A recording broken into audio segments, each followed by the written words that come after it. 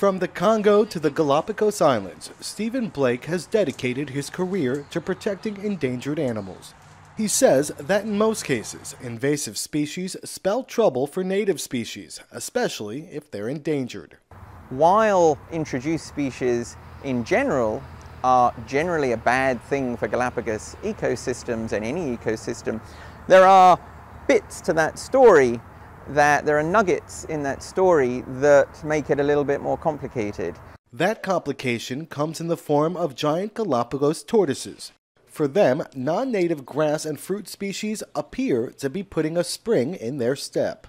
Blake and his colleagues observed that the tortoises, some weighing more than 500 pounds, will travel out of their way to where invasive species thrive for some lunch. Apart from watching the massive animals eat, Blake needed to quantify exactly how much and which invasive species the tortoises were munching on. He did that by analyzing tortoise dung piles.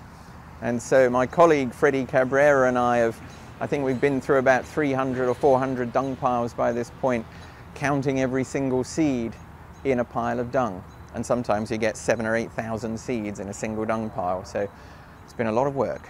He says that while the tortoises appear to be thriving on the invasive species, the long-term effects are still unknown. One could imagine